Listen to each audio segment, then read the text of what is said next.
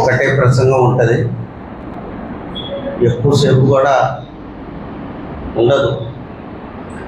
కానీ మనం రంజాన్ నెల కాబట్టి ఇన్షాల్లా మసీద్లో మాత్రం ఎక్కువసేపు ఉండాలి, మేల్కొని ఉండాలి, అల్లాహ్ గుర్తు చేసుకుంటూ జిక్ర్ చేసుకుంటూ ఉండాలి ఇన్షాల్లా.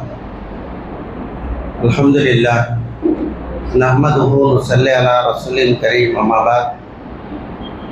అఊజు బిల్లాహి మినష్ షైతానిర్ రజీమ్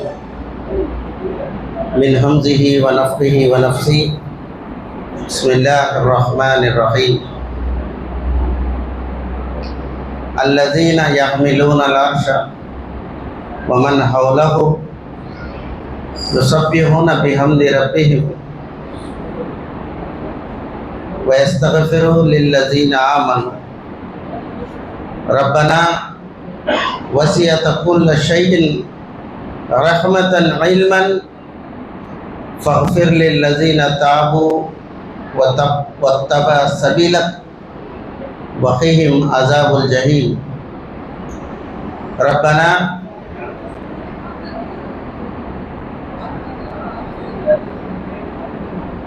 సదఖల్లాహుల్ అజీమ్. అల్లాహుమ్మ రబ్బి ఇష్రహ్ లీ సద్రీ వ యస్సిర్ లీ అమ్రీ వహ్లుల్ ఉఖ్దతం మిన్ లిసానీ యఫ్ఖహూ ఖౌలీ. సుబ్హానక లా ఇల్మ లనా ఇల్లా మా అల్లమ్తనా ఇన్నక అంతల్ అలీముల్ హకీమ్. గౌరవనీయులైన పెద్దలు, నశ్రేయాభిలాషులారా, సోదరిమణులారా, సర్వసూత్రములు, సర్వ గొప్పలు, సర్వ పొగడ్తలు ఆ నిఖిల జగతి పరిపోషకుడైన అల్లాహ్ కొరకే. ఆయన తప్ప ఆరాధనకు అర్హుడు లేనే లేడు. కారుణ్యమూర్తి హజరత్ ముహమ్మదు రసూలుల్లాహ్ సల్లల్లాహు అలైహి వసల్లం గారిపై అల్లాహ్ కరుణ, కృప, శాంతి అమితంగా వెదజల్లుగాక. ఆమీన్. అల్లాహుమ్మ సల్లి అలా ముహమ్మద్ వ అలా ఆలి ముహమ్మద్ కమా సల్లైత అలా ఇబ్రాహీం వ అలా ఆలి ఇబ్రాహీం ఇన్నక హమీదుమ్ మజీద్. అల్లాహుమ్మ బారిక్ అలా ముహమ్మద్ వ అలా ఆలి ముహమ్మద్ కమా బారక్త అలా ఇబ్రాహీం వ అలా ఆలి ఇబ్రాహీం ఇన్నక హమీదుమ్ మజీద్. సోదరులారా, అల్హమ్దులిల్లాహ్, గంటకు పైబడి మనం తరావీ నమాజ్ నుంచుని చేశాం. ఇంత కఠోరమైన ఆరాధన దైవాన్ని చూడకుండా ఎవరైతే చేస్తున్నారో వాళ్ళ విశ్వాసం ఎలా ఉందో ఒకసారి ఆలోచించండి. మనిషి ఒక అరగంట సేపు నుంచోలేడు, అరగంట సేపు నుంచోలేడు. అది కూడా అర్థం కాని భాష వింటూ నుంచున్నాడంటే అది అల్హమ్దులిల్లాహ్ అల్లాహ్ సుబ్హానహు వ తఆలా గ్రంథం సత్యమని చెప్పటంలో ఈ ఒక్కటి ఆధారం సరిపోతుంది. కాదు, ఏమైనా అర్థమైందా? ఒక ముక్క అర్థమై ఉండదు. అల్లాహ్ సుబ్హానహు వ తఆలా ఎంత గొప్పవాడండి. ఇచ్చినా సరే ఎట్లాంటి ఇచ్చాడు? మాధుర్యత ఇచ్చాడు. మనమే అర్థం కాకపోతే నీ స్థితి ఉంది మంది, అర్థమైతే కింద పడి దొళ్ళేవాళ్ళం. ఆ నరకం విషయాలు, ఆ స్వర్గం విషయాలు, ఆ క్షమించే విషయాలు, ఆ భూమి ఆకాశ వ్యవస్థను వివరించిన విషయాలు మనిషికి అర్థమైతే ఇక ఏమీ లేదు. సౌదీ అరేబియాలో చూసారా, నమాజ్ చేపిస్తూ ఉంటారు మొత్తం గారు. చదువుతాడు తక్కువ, ఏడుస్తాడు ఎక్కువ. వెనక నుంచున్న వాళ్ళకి ఏం అర్థం కాదు, ఎందుకు ఏడుస్తున్నాడు అని. ఇంట్లో ఏమైనా ప్రాబ్లం వచ్చి ఇక్కడ ఏడుస్తున్నాడేమో అనుకుంటారు. కానీ అసలు అది కాదు విషయం. అది చదివేది ఏంటండి, ఎటువంటి విషయం అండి అది ఖురాన్ అంటే. ఖురాన్లో ఒకవేళ శక్తి లేకపోతే మక్కా మదీనాలోనే తిరిగేది. అది ఇక్కడ దాకొచ్చిందంటే అది కూడా కరుడు కట్టిన మాలాంటి హృదయాలను కరిగిస్తుందంటే అర్థం కాకపోయినా ఇంత మానవుడికి గంటన్నర నుంచోబెట్టిందంటే ఆ ఖురాన్లో ఎంత మాధుర్యత ఉండాలి. దాన్ని ఒక్కొక్క పొల్లు కూడా అర్థం చేసుకుంటే మానవుడి జీవితంలో ఎంత మార్పు వస్తుంది. అర్థం అవ్వకపోతేనే ఇంత శ్రమ చేస్తున్నాడే, అర్థమైతే ఎంత బాగుంటుంది. నాకంటే నిష్ఠపరులుగా వారు మారిపోతారు. మారాలంటే అర్థం కావాలి కదా. డాక్టర్ చెప్పింది అర్థమవుతుంది. నీకు కణాలు తగ్గిపోయినాయి, ఎంత, ఇదిగో ఇంత, సరే సరే బాబోయ్ ఏం చేయాలి, నేను చెప్పినట్టు చేయాలి, చావక ముందు నా మాట వినాలి. వింటాను, ఏమైనా సరే వింటాం. ట్యాబ్లెట్లు ఇస్తాడు, ఇంటికి వచ్చి మళ్ళీ ఫోన్ చేస్తాడు, ఈ కలర్ది అప్పుడు వేసుకోమన్నారు కరెక్టేనా అని. అక్కడ తేడా వస్తే వీడికి తేడా వస్తుంది. ఎంత భయమో! ఈ భయం వల్ల మాడు క్రమబద్ధంలో ఉంటాడు. కానీ అల్లా గ్రంథం చూడండి, ఎంత అద్భుతమైన గ్రంథం. దాన్ని పారాయణం చేసేవాడు పారాయణం చేస్తానన్నాడు, నొచ్చిన కాడు వాపులు. అల్హమ్దులిల్లాహ్. విషయం ఏంటంటే వయసు వచ్చిన వాళ్ళు కూడా నొచ్చున్నారంటే ఏం మాధుర్యత కనిపిస్తుందో నాకైతే అర్థం కాక. అల్లా అంటాడు, అర్థం కాని విషయం ఇది. అర్థం కాకపోతే మీకు ఇంత బాగుందే, అర్థమైతే ఎంత బాగుంటుంది. చిన్న విషయం చెప్తాను ఏనండి. ఎట్లా జాగరణ చేయడానికి వచ్చామా, కొంచెం నిద్రపోవడానికి వచ్చామా? ఏమో నేనే మాట్లాడతాను, నేను టెస్ట్ చేస్తూ ఉంటాను మిమ్మల్ని. లోకంలో ఉన్నారో మళ్ళీ లేకపోతే కునుకులో ఉన్నారని అప్పుడప్పుడు అడుగుతూ ఉంటా. చెప్పండి, భయం ఏం లేదు. తర్వాత నేను ఏమి చెప్పను. ఏంటంటే నాకు కూడా రాత్రి కదా, జుమ్మాలు అయితే ఊరికి చెప్పేసుకునేవాడిని. కానీ రాత్రి నాకు కూడా డౌట్, ఎవరైనా కునికేస్తున్నారేమో అని. ఒకళ్ళు చూస్తే 10 మంది కునికేస్తారు. మరి ఆ తర్వాత నేను కూడా కునికేయాల్సి వస్తుంది. అల్లాహ్ సుబ్హానహు వ తఆలా ఇచ్చిన ఈ మాధుర్యాన్ని ఒక చిన్న విషయం చెప్తాను చూడండి. మైక్ ఎంత సౌండ్ వస్తుంది? చాలా సౌండ్ వస్తుంది కాదు. జుమ్మా నాడు మౌల్సాబ్ దీని మీద నుంచొని ఉంటాడు, మైక్ మూతి దగ్గర ఉంటుంది. గొంతు చించుకొని ఏం చెప్తా ఉంటాడు? ఖుత్బా చెప్తా ఉంటాడా లేదా? మీరు జనానికి చూసేమని చెప్పుకుంటారు, కూర్చొని నిద్రపోతూ ఉంటారు. చూసారా ఇప్పుడే? జుమ్మాలో మౌల్సాబ్ గొంతు చించుకొని మైక్లో చెప్తాడు, వాళ్ళు ఏం చేస్తారు? కూర్చొని ఉరకలు పెడతా ఉంటారు. నేను వాళ్ళ గురించి చెప్పట్లేదు, దీంట్లో ఒక మంచి సందేశం ఉంది మాకు. అదేమిటంటే, ఇంట్లో వాడు ఏసీ వేసుకొని పండుకుంటుంటే రూమ్లో డోర్ వేసుకొని పక్కన ఒక పిల్లోడు అరుస్తూ ఉంటే భార్య కంటాడు, ఆడికి నోరు పోయమనే కొంచెంసేపు పండుకుంటున్నాడు అంటాడా లేదా? అంటాడా? చిన్న పిల్లోడు మైక్లో ఎరుస్తాడా? మామూలుగా ఎరుస్తాడా? మామూలుగా ఎరుస్తాడు. ఏసీ ఉంది, దిండు ఉంది, పాన్పు ఉంది, పనుకున్నాడు, చీకటి ఉంది, అయినా నిద్ర పట్టలేదు ఆడికి అంటాడు. ఆడు గోల్ చేయమనద్దు చెప్పు. మసీదులో వచ్చాడు, ఎంత పవిత్రమైన ప్రదేశం చూడండి, కూర్చొని నిద్రపోతున్నాడు. మౌల్సాబ్ బైక్లో గొంతు చించుకొని అరుస్తున్నాడు, అయినా నిద్ర వస్తుంది. ఎంత ప్రశాంతం! నేను షికాయత్ చేయలే. ఈ ప్రదేశంలో ఇంత ప్రసన్నత ఉంటే, ఈ ప్రదేశంలో చెప్పే విషయాలు మనిషి జీవితంలో ఆచరిస్తే ఎంత ప్రశాంతత ఉంటుంది. నేను చెప్పే సందేశం ఇది. షికాయత్ చేయలే. అల్లానే ప్రసన్నత ఇస్తే దాంట్లో ఎవరు డిస్టర్బ్ చేస్తారండి? అల్లాహే ప్రసన్నత ఇచ్చాడు. ఇంత మంచి ప్రదేశం ఇది.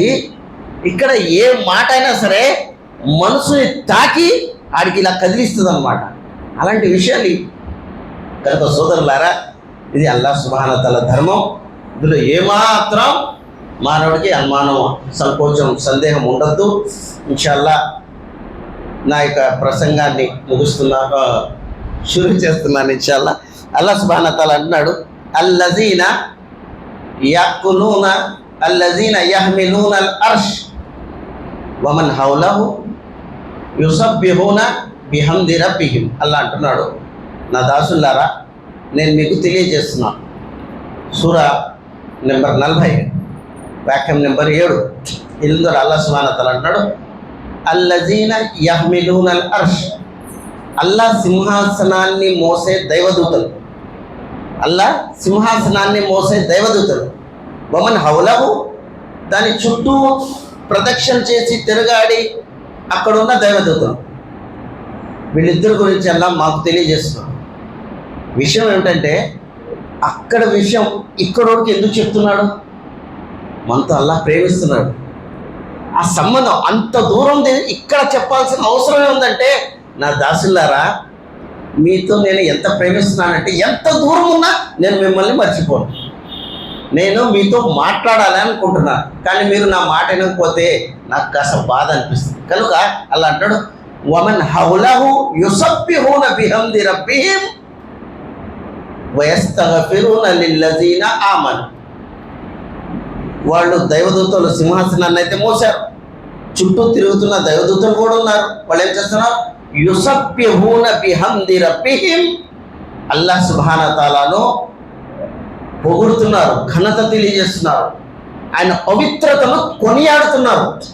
అల్లా నువ్వు ఏ లోపం లేనివాడు వల్ల, నువ్వు పరమ పవిత్రుడు వల్ల అని వారు తన నోటితో సుబ్హానల్లా, అల్హమ్దులిల్లా, సుబ్హానల్ మలికుల్ ఖుద్దూస్ ఇలాంటి వచనాలతో మనకు శ్వాస ఎలా తిరుగాడుతుందో వారికి అలాగా జికిర్, అల్లా ఒక పద్ధతి ఏదైతే ఉందో, అల్లా ఒక ఘనత ఏదైతే ఉందో వాళ్ళు ఇలా తెలియజేస్తున్నారు. యుసబ్బిహూన బిహమ్ది రబ్బిహిం వయుమినూన బిహి. మరి అల్లాహ్ మీద వారికి విశ్వాసం కూడా ఉంది. ఇక్కడ అల్లాహ్ ఏం చెప్పాలనుకుంటున్నాడు? అల్లాహ్ను పొగుడుతున్నారు అంటున్నాడు. మరి అల్లాహ్ను విశ్వసించడం ఏంటి? విశ్వసించాలి అని విశ్వాసం అనే మాట ముందు చెప్పాలి. ఆల్రెడీ పొగుడుతున్నారనే మాట తర్వాత చెప్పాలి. కానీ పొగుడుతున్నారనే మాట ముందు చెప్పాడు, విశ్వాసం ఉన్నది అని తర్వాత చెప్తున్నాడు. ఇందులో మర్మహితం ఏంటి? అల్లా ఏం చెప్పబోతున్నాడంటే, నా దాసిల్లారా, విశ్వాసం ఉంటే అన్నీ ఉన్నట్టు, ఈమాన్ ఉంటే జీవితంలో ఏమి లేకపోయినా అన్నీ ఉన్నట్టు. ఒకవేళ ఈమాన్ లేకపోతే, విశ్వాసం లేకపోతే అన్నీ ఉన్నా ఏమీ లేనట్టే. దీనికి ఇంత విలువ ఉంది అంటున్నాడు. దేనికంటే విశ్వాసానికి, ఈమానికి. చల్లబడుతున్నారు మెల్లవల్లగా. అల్లాహ్ సుబ్హానహు వ తఆలా అంటాడు విశ్వాసానికి అంత బలం ఉంది, అందుకోసమే అల్లాహ్ పొగుడుతున్నారు అని చెప్పిన తర్వాత విశ్వాసం ఉంటాడు. బుఖారీ గ్రంథంలో ఒక గాథ వచ్చిందండి, ఒక సంఘటన వచ్చింది బుఖారీ షరీఫ్లో.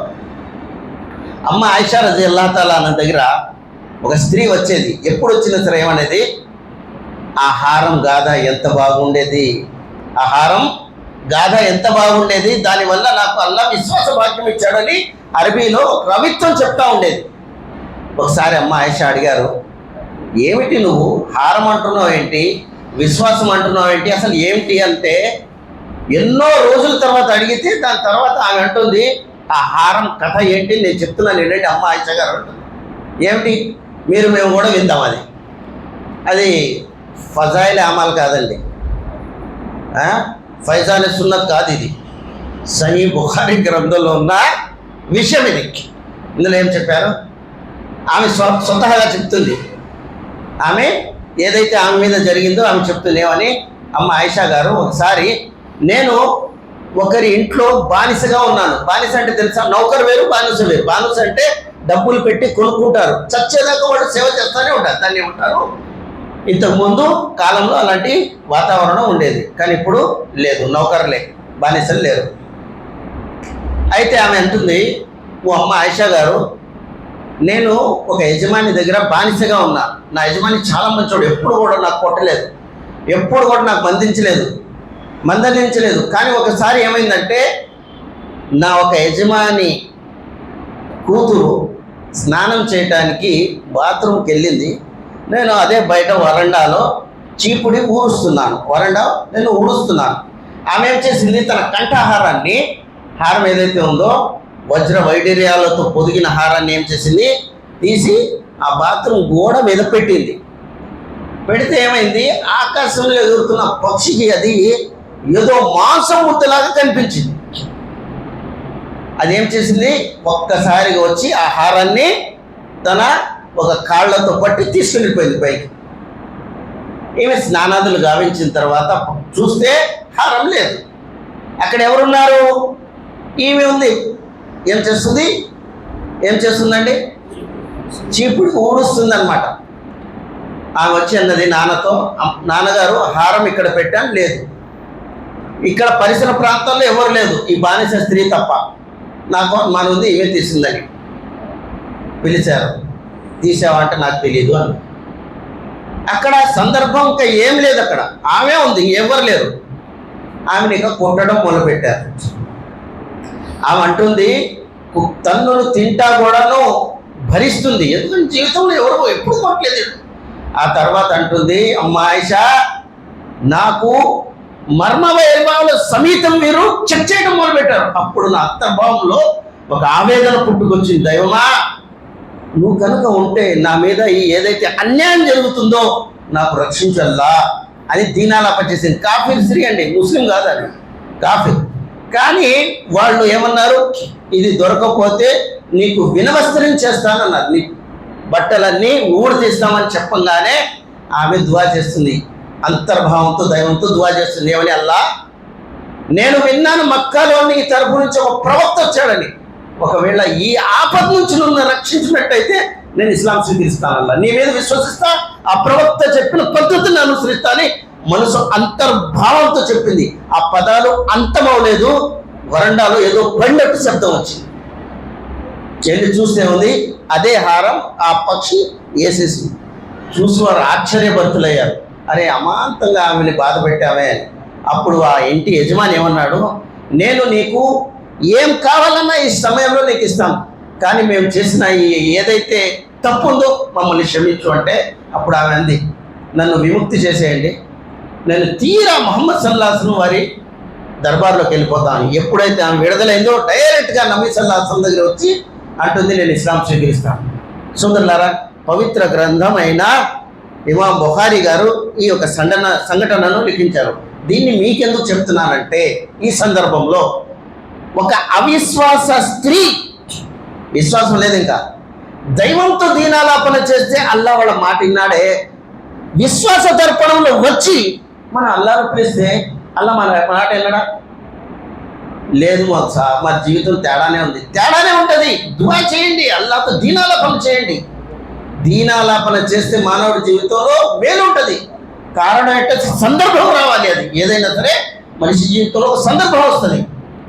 మనిషి జీవితంలో ఆ సందర్భం ఎప్పుడైతే వినియోగించుకుంటాడో అల్లాహ్ సుబ్హానహు వ తఆలా మార్పు చేస్తాడు. కనుక అల్లాహ్ అంటాడు, అల్లజీన యహ్మిలూనల్ అర్ష వమన్ హౌలహు యుసబ్బిహూన బిహమ్ది రబ్బిహిం వయుమినూన బిహి వయస్తగ్ఫిరూన లిల్లజీన ఆమను. వారు అల్లాహ్ మీద విశ్వసించారు, ఆ తర్వాత వయస్తగ్ఫిరూన లిల్లజీన ఆమను, ఎవరైతే విశ్వసించారో వారి కోసం అల్లాహ్ను దువా చేస్తున్నారు. ఎక్కడున్నోళ్ళు దువా చేస్తున్నారండి? ఎక్కడున్నోళ్ళు వాళ్ళు? దైవదూతలు దగ్గర ఉన్నారా? అల్లాహ్కి దూరం ఉన్నారా? చాలా దగ్గర ఉన్నారు. అంత దగ్గరున్న దైవదూతలు అల్లాహ్ అంటున్నారు, వయస్తగ్ఫిరూన లిల్లజీన ఆమను, అల్లాహ్ ఎవరైతే నిన్ను విశ్వసించారో వారిని క్షమించు అల్లా అని అంటున్నారు. మనం అంటాం వలీల వసీలా తీసుకోవాలి, అలీల వసీలా తీసుకోవాలి, వీరు వచ్చి చెప్తే వీరితో అల్లా మధ్య స్వీకరిస్తాడు అని. కానీ ఇక్కడ అంటున్నారు దైవదూతలు స్వయంగా అంటున్నారు, వయస్తగ్ఫిరూన లిల్లజీన ఆమను, అల్లా నీ దాసులు ఎవరైతే విశ్వసించారో వారిని క్షమించు అల్లాని. అచ్చా, ఎటువంటి విశ్వాసుల కోసం వీరు దువా చేస్తున్నారు? జుమ్మా ఫాతిహా ఇచ్చేవాళ్ళ కోసం, గ్యార్మీలో జెండాలు ఎత్తేవాళ్ళ కోసం, పీర్లు ఆడించేవాళ్ళ కోసం, సగం బట్టలు వేసుకుని రోడ్డు మీద తిరిగితే బాబా అనేవాళ్ళ కోసం, వీళ్ళ కోసమా? విశ్వాసం అంటే ఏమిటి? విశ్వాసం అంటే మనము ఇప్పుడు దాకా దాని అంతర్భావం, లోతు భావన అర్థమే చేసుకోలేదు. విశ్వాసం అంటే మనిషి జీవితంలో విశ్వాసభరితమైన జీవితం అనుసరించిన తర్వాత మార్పు రావాలి. దాన్ని ఏమంటారు? విశ్వాసం అంటారు. విశ్వాసం అంటే మనిషి జీవితంలో ఏదో మార్పు రావాలి. మనం ఏం చేస్తాం? ఇస్లాంలో వచ్చి కూడా మారటానికి ప్రయత్నం చేయము, ఇస్లాంని మార్చడానికి ప్రయత్నం చేస్తాం. ఇది జరగని పని. అందుకోసం అల్లాహ్ అంటున్నాడు, వయస్తగ్ఫిరూన లిల్లజీన ఆమను, అలాంటి విశ్వాసుల కొరకు అల్లాహ్ సుబ్హానహు వ తఆలా మోక్షం కోసం దైవదూతలు దువా చేస్తారు. విశ్వాసం ఎలాగుండాలి? విశ్వాసం ఎలాగుండాలి? అల్లాహ్ మీద విశ్వాసం నిక్కచ్చితత్వంగా ఉండాలి. ప్రవక్త మీద విశ్వాసం ఎలాగుంది? పదే చెప్తా ఉంటాం మనకి. పై నమాజ్ చేసేటప్పుడు చీలమడ కింద పైజామా ప్యాంట్ ఉంటే అది ఎక్కడికి వెళ్తుంది? నరకానికి వెళ్తుంది అని దైవ ప్రవక్త గారు చెప్పారు. అయినా సరే వచ్చేటప్పుడు పైకి ఎక్కిస్తాం, కిందకి దిగేటప్పుడు కింద పెట్టేస్తాం. ఇది ఆషామాషి. కానీ సహాబాలు అలా ఉండలేరు కాదు. ఒకసారి మర్సద్ బిన్ అబీ మర్సద్ సహాబీ రసూల్, ఆయన గారు ఇస్లాం స్వీకరించారు. మర్సద్ బిన్ అబీ మర్సద్ ఇస్లాం స్వీకరించారు. రసూల్ సల్లల్లాహు అలైహి వసల్లం అన్నారు, మర్సద్ ఏం చేసేవాడు ఇస్లాం ముందంటే? దొంగతనం చేసేవాడిని అన్నారు. దొంగతనం చేసేవాడిని యా రసూలుల్లాహ్ అన్నారు. మరి ఇప్పుడేం చేస్తామంటే అది తప్పు కదా, చేయమన్నా. దొంగతనం ఇప్పుడు కూడా చేయాలి అన్నారు. యా రసూలుల్లాహ్ ఏం చెప్తున్నారండి? ఇస్లాం అంటే దొంగతనం నుంచి ఆపడానికి చెప్తుంది, ఒకళ్ళ సొమ్ము అన్యాయంగా తీసుకోకూడదు. మరి దొంగతనం చేయమంటారేంటండి ఇస్లాం స్వీకరించిన తర్వాత అంటే, ఓ మర్సద్, ఇంతకుముందు నీ కోసం దొంగతనం చేసేవాడు కదా, ఇప్పుడు అల్లాహ్ కోసం దొంగతనం చేయాలన్నా. యా రసూలుల్లాహ్ ఏం చెప్తున్నారు నాకు అర్థం కావట్లేదన్నా. మక్కాలో విశ్వసించిన పురుషులని బందీలు చేసి ఉన్నారు వాళ్ళు. నువ్వు దొంగవే కదా, అక్కడికి వెళ్ళి రోజు ఒక ఖైదీని దొంగలించి తీసుకురావాలి, విడుదల చేపించాలి, నువ్వు ఈ పని నీకు పురమాయిస్తున్నానన్నారు. మనం అంటే ఏమైనా ఉందండి, ఇప్పుడే కొత్తగా ఇస్లాంలో వచ్చాం, చిన్న మిటిమిటిమలు ఆడే విశ్వాసం. ఈ విశ్వాసాన్ని అంత దూరం వెళ్ళి వాళ్ళని తీసుకురాలేదు మోసాబు గారు. ఏమైనా చెప్పండి, వేరే చెప్పండి, ఇది వద్దంటాం. సహాబాలు అవుతారండి వాళ్ళు. అందుకోసం వాళ్ళ చరిత్రను అల్లా మనకు చెప్పారు. హజరత్ మర్సద్ బిన్ అబీ మర్సద్ అంటున్నారు, రసూలుల్లాహ్ వారు చెయ్యి మరి చెప్పంగానే నా గుండెలో ధైర్యం వచ్చేసింది. ఎందుకంటే రసూల్ కాదు చెప్పించింది అల్లా. ఎప్పుడైతే అల్లా చెప్పిస్తాడో ఎటువంటి సంకటంలో అయినా సరే ఆయన బయటకు తీస్తాడు అని నా విశ్వాసం. అల్లాహ్ అక్బర్. అట్టా ఉండాలి విశ్వాసం అంటే. సహాబాల విశ్వాసం అలా ఉండేది. ఈ సంఘటనని ఇంతటితో ఆపి వేరే సంఘటన చెప్తా, గుర్తుంచుకోండి. నేను అడుగుతా, హజరత్ అలీ రజియల్లాహు తఆలా అన్హు గారు సహాబాల అల్లాహ్ ప్రవక్త మీద ఎటువంటి విశ్వాసం. ప్రవక్త సల్లల్లాహు అలైహి వసల్లం గారికి హిజ్రత్ చేయమని ఆదేశం వచ్చింది రాత్రిపూట. లైలతుల్ ఖద్ర్ కూడా రాత్రిపూట కదా జాగారం చేయమని. హిజ్రత్ కూడా అల్లాహ్ ఏమన్నాడు, రాత్రిపూట. ప్రతి ప్రవక్తకి, ఒక ప్రవక్తకి కాదు, ప్రతి ప్రవక్తకి రాత్రిపూట హిజ్రత్ చేయమన్నారు. రసూల్ సల్లల్లాహు అలైహి వసల్లం వారి దగ్గర మక్కా వాళ్ళందరూ అప్పగింతలు పెట్టేవారు, డబ్బులు పెట్టేవారు. శత్రువు అనేవారు, డబ్బులు పెట్టేవారు. అల్లాహ్ అట్లా ఉండేది రసూల్ సల్లల్లాహు అలైహి వసల్లం జీవిత చరిత్ర. అన్ని పెట్టుకున్నారు. రసూల్ సల్లల్లాహు అలైహి వసల్లం రాత్రికి ప్రయాణం వాళ్ళగా అలీ గారిని పిలిచారు. అలీ, ఇదిగో ఫలానా వారి డబ్బులు నా దగ్గర ఉన్నాయి, నేను హిజ్రత్ చేసి వెళ్తున్నాను, ఇవన్నీ డబ్బులు ఇచ్చేసి నా వెనక నువ్వు కూడా హిజ్రత్ చేసినామన్నారు. సరే యా రసూలుల్లాహ్ అంటే ఇంటికాడ నుంచి బయటకు వచ్చారు, ఖడ్గాలు తీసుకొని. శత్రువులు ఇంటికాడ నుంచి ఇంటి ఎదురే కూర్చున్నారు. అయినా సరే శత్రువుని కళ్ళల్లో కాంతిని పెట్టినవాడు ఎవడండి? ఎవరు? అసలు అయిపోయింది, ఇంకోసారి టీ తాగాల్సిందే. మా శత్రువుల కళ్ళల్లో చూపుల్లో శక్తి పెట్టినవాడు అల్లా. చూసే శక్తి అల్లా దగ్గర ఉంటే నేను బయటకు వస్తే చూపించడం ఆయనకి ఇష్టమని చూపిస్తాడు, లేదంటే కళ్ళ మీద తెర వేస్తాడు. వచ్చేసారు బయటికి. మిన్ బైని ఐదీహిం సద్దం వ మిన్ ఖల్ఫిహిం సద్దం ఫహషైనాహుం ఫహుం లా యుబ్సిరూన్. వ్యాఖ్యలు చదువుతూ బయటకు వచ్చారు. ఏముంది వ్యాఖ్యలో? అల్లా వాళ్ళ కళ్ళ ముందు కూడా గోడ కట్టారు, వాడి కల్టి వెనక కూడా, వారి ముందు కూడా వెనక కూడా, రెండింటి కూడా అల్లా గోడ కట్టారనే వ్యాఖ్యం ఇది. మిన్ బైని ఐదీహిం సద్దం వ మిన్ ఖల్ఫిహిం సద్దం. బయటకు వచ్చేసారు, చూడడానే పోయారు వాళ్ళు. బయటకు వచ్చేసారు. హజరత్ అబూబకర్ సిద్దిక్ గారితో వెళ్ళిపోయారు. ఈయన ఏమన్నారు, హజరత్ అలీ గారిని, నా పాంపు ఏదైతే బిస్తరా ఏదైతే ఉందో దాని మీద మీరు పండుకోండి అన్నారు. మనం అయితే ఏమంటాం, యా రసూలుల్లాహ్ ఏమైనా ఉందా, బయట ఖడ్గాలు పట్టుకుని ఉన్నారు, తలుపులు మూసుకుని మేము ఉన్నాం, మీరు వెళ్ళిపోయేస్తారు, మీరు అనుకుని వచ్చి నాకేసేస్తారు, నా పరిస్థితి ఏం కానండి, ఇక్కడ పండుకోమన్నారేంటండి. రసూల్ అవుతారండి, సహాబాలు అవుతారు. ఆయన పక్క మీద పడుకునే అదృష్ట భాగ్యం అది. చావు వచ్చిన దాని మీద పడుకుంటే ప్రళయదినాన్ని అల్లా లేస్తే ఏ స్థితిలో చచ్చావంటే, యా అల్లాహ్ నీ ప్రవక్త మాటను అనుసరిస్తా, నీ ప్రవక్త పడుకునే పక్క మీద పడి చివరి ప్రాణ వదిలి నీ దగ్గర వచ్చి అన్నట్టు. అప్పుడు అల్లా అంటాడు, నా కోసం స్వర్గం, నీ కోసం స్వర్గం. మాకేమైనా ఉందా దాని మీద? ఏం లేదు. చెయ్యాలా, హలాల్ తినాలా, ఈ అవకాశం బాగుంది కదా. ప్రవక్త ఏం చెప్పాలా, యా రసూలుల్లాహ్ వెళ్ళండి. ఆయన పక్క మీద ఆయన పడుకున్నారు, నిర్భయంగా పడుకున్నారు. మేమైతే దుప్పటి తీస్తూ ఉంటాం, ఎవరైనా వచ్చాడంటే కదిలిక ఏమైనా అవుతుందా అంటే, ప్రశాంతత అండి, ప్రశాంతత. విశ్వాసం అంటేనే అది. పొద్దున్నయింది, శత్రువులు చూశారు, లోనకు వచ్చేసారు, తెల్లారుజాము లోనకు వచ్చేసారు చంపడానికి. దుప్పటి తీస్తే ఏముంది, అలీ బిన్ అబీ తాలిబ్ రజియల్లాహు తఆలా అన్హు గారు, దైవప్రవక్త సల్లల్లాహు అలైహి వసల్లం గారు లేరు, వదిలేశారు. మనలో ఎవరైనా హజరత్ అలీ గారిని అడిగితే, అడగలేము కానీ అనుకుందాం, అడిగితే, అలీ గారు మీకు ఇంత ధైర్యం ఎలా వచ్చిందండి, ఆ పక్కలో పడుకున్నారు, మీరు చంపితే ప్రాణం పోయేదే కదండి, బతుకుంటే ఏమైనా చేసుకోవచ్చు, ప్రాణమే పోయేదే కదా అంటే, హజరత్ అలీ గారు ఏం చెప్పేవాడు తెలుసా? విశ్వాసులారా, మీ దగ్గర ప్రవక్త మాట విలువలేదు, నా దగ్గర ఉంది. ప్రవక్త గారు ఏమన్నారు, ఓ అలీ ఇవన్నీ అప్పగింతలు ఇచ్చి పొద్దున్న నా వెనక రమ్మన్నారు. చెప్పింది ఎవరు? ప్రవక్త గారు. కానీ మా యంతిఖు అనిల్ హవా ఇన్ హువ ఇల్లా వహ్యున్ యుహా, ప్రవక్త కాదు చెప్పింది, ప్రవక్తను చేసిన అల్లా చెప్పించాడు. నాకు అల్లా మీద, ప్రవక్త మీద విశ్వాసం ఉంది, మీకు ఎక్కడ ఉందయ్యా అంటారు.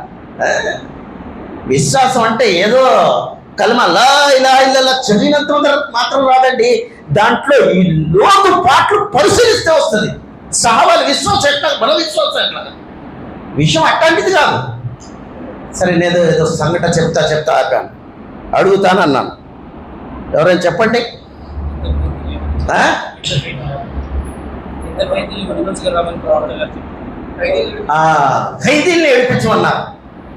ఖైదీల్ని ఏడిపించమన్నారు. ఆయన గారు అన్నారు, యా రసూలల్లాహ్ ఈ పని పురమాయించారు, అల్హమ్దులిల్లాహ్ చేస్తారు. వెళ్ళారు, రోజు ఒక ఖైదీని తీసుకొస్తున్నారు, వ్యాపారం బాగా సాగుతుంది. ఒకసారి ఏమైంది, ఆయన పాతకాలంలో ఉండే ఒక ప్రియురాలు, పుణ్యమి చంద్రుడు, 14 రోజుల తర్వాత పుణ్యమి చంద్రుడు ఎలా ఉంటుందో ఎదర చీకట్లో అయినా సరే ముఖాలు కనిపిస్తాయి. హునాత్, ఆమె ప్రియురాలు పేరు హునాత్. ఈయన వెళ్ళాడు మక్కాలో దొంగలించడానికి ఖైదీల్ని. వెళ్ళంగానే ఆమె పసిగట్టింది, కనిపించింది. అరే రే రే రే మర్సాద్, జమానా అయింది కదయ్యా కలిసి రా, చల్లటి వాతావరణం మంచి రా. మెరుపు వస్తే మనిషి ఎలా మెరిసిపోయి వెనక్కి లాక్కుంటాడో తనకు తాను ఆయన వెనక్కి లాక్కున్నాడు. ఆమె వస్తుంటే ఎదురా అడిగింది, మర్సాద్ ఏమైందయ్యా, ప్యూరాల్ని చాలా కాలం తర్వాత కలిసాం రా, ఆనందిద్దాం అన్నాడు. ఆయన ఏమన్నాడు తెలుసా, నేను ఇప్పుడు ఇస్లాం స్వీకరించాను, నా చెయ్యి ప్రవక్త సల్లల్లాహు అలైహి వసల్లం గారి చెయ్యి మీద ప్రమాణం చేశాను, అల్లాహ్ సాక్షిగా దీంతో తప్పు చేయనని నేను వాగ్దానం చేశాను. నువ్వు నా ప్రియురాలి కావచ్చు, కానీ ఇప్పుడు నేను ఏమాత్రం ఇట్లాంటి తప్పు చేయను అన్నా. అచ్చా, అంత పక్క అయిపోయావా? జనాలు కూడా ఏమంటారు, ఏరా రంజాన్లో ఆ మార్పు వచ్చేసిందిగా, బాగా డ్రెస్ మారిపోయింది, జుబ్బా తొడిగినావు, టోపీ పెట్టినావు, ఆహా అంటారు. మారిపోతే కూడా కడుపు నొప్పి, మారకపోతే కూడా ప్రమాదం జనాలకి. ఇంకా ఏం చూడాలనుకుంటున్నారు జనాలు, నాకైతే అర్థం కావట్లేదు. మంచోడుగా మారితే రావా, మాతో రావా, కొంచెంసేపు కూర్చో, అరే అజాయితీ వెళ్ళిపోతాడట్రా హేళన. చూడండి హజరత్ మర్సద్ బిన్ అబీ మర్సద్ ఏమని అన్నాను, నేను రా మారిపోయావు అంత తొందరగా, మంచోడు మారిపోయాను. నువ్వు మారవా ఇక, నేను ఎన్నటికీ మారను, ఇస్లాం స్వీకరించా. సరే నేను మారిపోతానని చెప్పింది, బిగ్గరగా ప్రకటన చేసింది, అందరు పిలిచింది, ఓ మక్కా వాసులారా లెగవండి, మీ ఖైదీల్ని దొంగలించేవాడు ఇక్కడే ఉన్నాడు, మీ ఖైదీల్ని దొంగలించేవాడు వచ్చేవాడు, రోజు వాడు తగ్గుతున్నాడు కదా వీడే అనగానే అందరూ పరిగెత్తుకొని వచ్చారు. మర్సద్ బిన్ అబీ మర్సద్ పరిగెడుతున్నాడు. వెళ్ళి దాక్కోవడానికి ఎక్కడ స్థలం దొరకల. ఒక ఏదైతే జనాలు చెత్త వేస్తారో ఆ చెత్తలో వెళ్ళి దూరిపోయారు. తిరిగారు ఎక్కడ కనిపించలే. ఆ కాఫీర్లు అన్నారు, లేదురా ఇక్కడెక్కడో ఉండాలి అని. ఒక కాఫీర్ ఏం చేశాడు, ఆ చెత్త కుప్ప మీద మూత్రం పోస్తున్నాడు. మర్సద్ బిన్ అబీ మర్సద్ అంటున్నారు, అల్లాహ్ సాక్షిగా ఆడు పోసే మూత్రం నా మోము మీద పడి అది పెదాల నుంచి కిందకి వెళ్తుంటే దాంట్లోని కషాయ భావాన్ని నేను అర్థం చేసుకుని అన్నాను, అల్లాహ్ నీ ధర్మం కోసం ఇదైనా సహిస్తాను, కానీ ధర్మాన్ని వదలని దాని మీద నిక్కచ్చితంగా ఉన్నారు. మొత్తం అయిన తర్వాత వెళ్ళిపోయారు. హజరత్ మర్సద్ గారు బయటకు వచ్చారు. మేమైతేనా ఇంత పెద్ద ఆపద నుంచి బయటకి ఎక్కామో ఇక ఏం లేదు, మదీనాకి వెళ్ళిపోవాలి.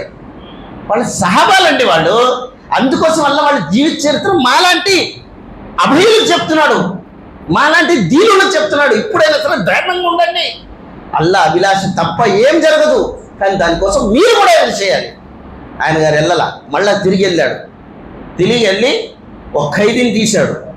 రోజు ఆయన పక్క పలుచున్న వాడిని తీసేవాడు, ఈసారి ఆయన కంటే వాడినే తీశాడు. ఆయన తీస్తే ఏమైంది, పైకి వచ్చేసరికి ఆడు పట్టాడు, ఈయన మీద పట్టాడు, ఇద్దరు కింద పడేసరికి ఆయన నడువుకి బాగా దెబ్బ తగిలింది, ఇక నడవలేకపోతున్నాడు. బలవంతుని తీసుకొచ్చాడు. మెల్లగా రోజు 8ంటికి వచ్చేవాడు, ఈసారి 12ంటికి వచ్చాడు ఉదయం. రాగానే హజరత్ రసూల్ సల్లల్లాహు అలైహి వసల్లం అన్నారు, మర్సద్ ఏంటి ఇంత లేట్ అయింది అన్నారు. ఏం లేదు యా రసూలుల్లాహ్, ఏం జరగలేదు. మనం అయితే రసూలుల్లాహ్ గారు కూర్చోండి, పెద్ద సంఘటన ఉంది, ఇంత పెద్ద స్టోరీ పెడతాం, ఇంత పెద్ద కథ చెప్తాం, చేసింది కొద్దిగా ఇంత చెప్పుకుంటాం, సహాబీ ఏం చెప్పాలా? ఎందుకు చెప్పలేదంటే చేసింది రసూల్ కోసం కాదు, రసూల్ దైవం కోసం చేశారు. మనం ఏం చేస్తున్నాం? జనాల కోసం చేస్తున్నాం, చూపించుకోవడం కోసం చేస్తున్నాం. అందుకోసం పదే పదే నోరు విప్పి అందరికి చెప్తున్నాం. అవసరం లేదు, ఎవరి కోసం చేసామో వాడికే చెప్పాలి, అప్పుడే ప్రతిఫలం ఉంటుంది. అందరికి చెప్పుకుంటే ఏమవుతుంది? ఏమవుతుంది? ఏం ఫలితం దొరకదు. ఒక సహాబీ ప్రవక్త సల్లల్లాహు అలైహి వసల్లం గారు వెళ్తున్నారు, ఆయన భర్త చనిపోతే ఏడుస్తుంది. సహాబాలు పరదాలో ఉండేవారు, ఏడుస్తుంది. రసూల్ సల్లల్లాహు అలైహి వసల్లం వచ్చారు, అమ్మా సహనం వహించమ్మా అన్నారు. ఆమె గొంతు గుర్తుపట్టాలి రసూల్ సల్లల్లాహు అలైహి వసల్లం ఉంది. ఏమన్నా తెలుసా? నా మీద వచ్చిన ఆపద మీ మీద వస్తే తెలుస్తుందండి అంది. రసూల్ గారు మాట్లాడలేదు. మేమైతే ఎవరా ఆమె చెప్పింది? ఎవరా రాసుకోండి పేరు, తర్వాత చూద్దాం. రసూల్ అవుతారండి. వితండవాదం చేసినా సరే ఏం మాట్లాడాలి, ఖామోష్గా వెళ్ళిపోయారు. కన్నడ సంస్కారాలు వెళ్ళిన తర్వాత జనాలు చెప్పాడు, ఎవరితో మాట్లాడావో తెలుసా నువ్వు అంతా దురుసుగా అని చెప్పి. ఎవరితో అన్నాడు? నా బాధలోనే ఉన్నా, ఎవరు తెలియదు నాకు. రసూల్ గారు వచ్చారు. యా రసూలుల్లా, రసూలుల్లా సల్లల్లాహు అలైహి వసల్లం గారికి ఎంత మాట అన్నానా? పరిగెత్తుకొచ్చింది, ఇంటికి వచ్చింది అనేది. యా రసూలుల్లా క్షమించండి, నేను ఆవేదనలో ఉన్నాను, బాధలో ఉన్నాను, తెలియక ఈ పదాన్ని వాడాను, సహనం వహిస్తానండి అన్నది. అప్పుడు రసూల్ సల్లల్లాహు అలైహి వసల్లం ఒక పదాన్ని వాడారు. ఏమన్నారు? సహనం అంటే ఎప్పుడైతే బాధ తగులుతుందో ఆ టైంలో దేవుడికి చెప్పుకునే మాటే సహనం. 10 మందికి చెప్పేసి గుండె మొత్తం అలసట తీరేదాకా ఏడ్చుకొని అందరికి చెప్పిన తర్వాత ఇప్పుడు సహనం వహిస్తామంటే దానికి ఫలితము ఎవరు లేదు. ఫలితం రాదు. ఫలితం రావాలంటే ముందు దెబ్బ తగలగానే ఎవరితో అయిందో వాడికే చెప్పాలి. మనం ఊరు మొత్తం చెప్పుకున్న తర్వాత చేసేది ఏం లేదు కాదు. అప్పుడు నేను సహనం వహిస్తున్నాను, నేను ఏమవుతుందో చెప్పండి. గుండె మొత్తం చెప్పాల్సింది ఏదైతే ఉందో ఆయనతో చెప్పాలి. రసూల్ సల్లల్లాహు అలైహి వసల్లం అన్నారు, ఎందుకయ్యా మర్చిది, ఏం లేట్ అయింది అన్నారు. యా రసూలుల్లా కొద్దిగా లేట్ అయింది అన్నారు. పక్కన ఉన్న సాహబీ చెప్పారు, యా రసూలుల్లా అసలు విషయం ఏంటంటే ఒక పక్క పలిచిన వ్యక్తిని తీయాల్సింది నన్ను తీశాడు, నేను కింద పడిపోయిన ఆడి మీద, ఆ సాహబీ మీద పడిపోయిన ఆయన నడుము దెబ్బ తగిలింది, అది కండవ కట్టుకొని వచ్చాడు చూడండి అన్న. మర్సద్ని పిలిచాడు, మర్సది రాయి అన్నా. యా రసూలుల్లా చెప్పండి అన్నా. వెనక తిరిగి అన్నాడు. నేను తిరిగిన తర్వాత కండువా తీసి తన లాలాజనాన్ని ఉమ్ముని దాని మీద రాసి అల్లా తన్నారల్లా నా ఈ మర్సద్ నీ కోసం పనిచేశాడల్లా, ఈ మర్సదు నీ ధర్మం కోసం పనిచేశాడల్లా, దీన్ని నయం చేయల్లా అన్నారు. అంతే క్షణమే, మరుక్షణం హజరత్ మర్సద్ అంటున్నారు రజల్లాహు తాలాను, నా నడుములో ఎంత బలం వచ్చిందంటే ఉహద్ పర్వతాన్ని అయినా సరే నా నడుము కట్టేసి లాక్కొని వచ్చేస్తాను అన్నారు. విశ్వాసం అలా ఉంటుంది. అలా అంటారు, వయస్తగ్ఫిరూన లిల్లజీన ఆమను. విశ్వాసం అంటే వయస్తగ్ఫిరూన లిల్లజీన ఆమను. అల్లా ఆ విశ్వాసులను క్షమించు. అల్లా ఏ విశ్వాసులు? పక్కా విశ్వాసం, కచ్చా విశ్వాసం కాదు. వయస్తగ్ఫిరూన లిల్లజీన ఆమను రబ్బనా వసియత కుల్ల షైఇన్ ఇల్మన్ రహమతన్ ఇల్మన్ ఫగ్ఫిర్ లిల్లజీన తాబు వత్తబా సబీలక్. రబ్బనా వసియత కుల్ల షై. అల్లాహ్ నీ ఒక జ్ఞానం, నీ ఒక కరుణ ప్రతి వస్తువుకి ఆవరించుందల్లా. ఇల్మన్, నీ ఇలం కూడా, నీ జ్ఞానం కూడా అందరి మీద ఆవరించింది. నేనేం కొత్తగా తెలియచేయట్లేదల్లా ఎవరికైనా, మొత్తం తెలుసు. అయినా సరే దీనాలాపన చేస్తున్నాం. ఇక్కడ దైవదూతలు మన కోసం ఎందుకు దువా చేస్తున్నారు? మమ్మల్ని చూసారా దైవదూతలు? చూడలేదు. అల్లా ఇక్కడ ఒక అంశాన్ని, మాకు ఆనందం అంశాన్ని తెలియజేస్తున్నాడు. ఏంటి తెలుసు ఆనందం? అది నా దాసులారా, నన్ను చూడకుండా ఆరాధిస్తున్నారు కదా మీరు. నా అల్లాను చూసావా? చిన్న ఫోటో పెట్టుకున్నావా? వాళ్ళ ఫోటోలు ఉంటే ఎన్ని ఫోటోలు పెట్టుకునేవాళ్ళం.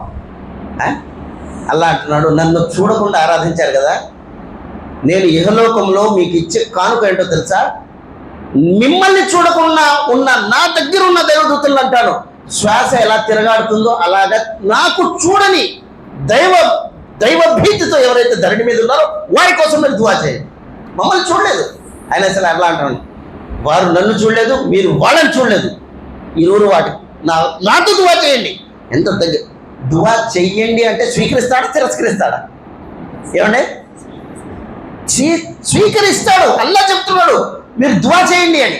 కనుక సోదరులారా, వసియత కుల్ల షైఇన్ రహమతన్ ఇల్మన్ ఫగ్ఫిర్ లిల్లజీన తాబు. అల్లాహ్ వాళ్ళని క్షమించు, ఎవరైతే క్షమాపణ కోరుతారో వాళ్ళని కాదు, ఎవరైతే క్షమాపణ కోరే వాళ్ళని క్షమించు అంటున్నాడు. అంటే దీంతో అర్థమైంది, మనిషి పాపం చేసిన తర్వాత పశ్చాత్తాప పడతాం, అల్లాహ్కు ఇష్టం. మనం ఏం చేస్తాం? ఏం చేసామన్నా మేము దుఆ చేయాలి, ఏం చేస్తాం? అలా చేసామా? ఏం చేయలేదు. అసలు నమాజ్ పుణ్యకారమే కదా. నమాజ్ అయిన తర్వాత ప్రప్రదంగా పలికే పదం ఏమిటి? అర్థం ఏమన్నా తప్పు చేసాం? ఎప్పుడు ఏం చేసామండి? ఇప్పుడు అల్లా చెప్పిందే చేసాం కదా. నమాజ్ అల్లా చెప్పింది చెయ్యాల్సిన తర్వాత అల్లా అంటున్నాడు అస్తగఫిరుల్లా, అల్లాను నన్ను క్షమించు. ఏం చేసామని క్షమించాలి? అసలు విషయం ఏంటంటే, క్షమించు అనే పదం వాడితే అల్లాహకు ఎంతో ప్రేమ. నన్ను చేయకపోయినా క్షమించు అనే పదం అల్లాహకు చాలా ప్రీతిపాత్రమైనది. దుఆలో ఏముంది? అల్లాహుమ్మా ఇన్నక అఫూన్ తుహిబ్బుల్ అఫ్ఫాఫాన్ని. అల్లాహ్ క్షమించటాన్ని నువ్వు ప్రేమిస్తావు, అందుకోసం క్షమించు అని మేము దీనాలాపన చేస్తున్నాం, మమ్మల్ని క్షమించాలా. అచ్చా, ఈ పదం ఏదైతే ఉందో అస్తగఫిరుల్లా, క్షమించు, ధరణి మీద ప్రప్రదంగా ఒక దైవ ప్రవక్త వాడారు. ఆయన పేరు ఏదో గుర్తుందా మీకు? చెప్పండి.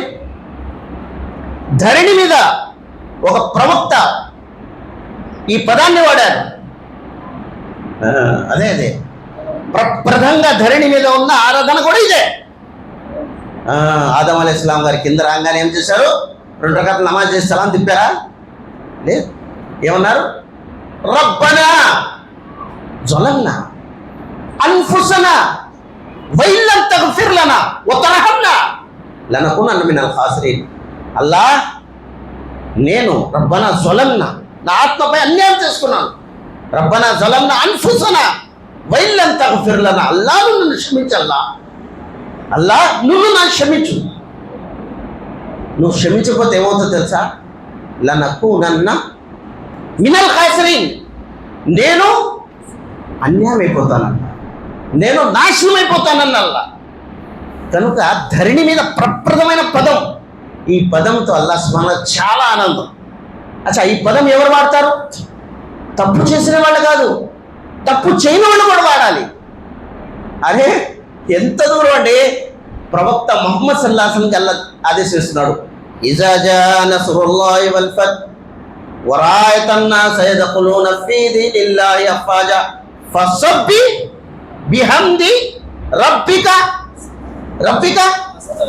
వస్తగఫిర్.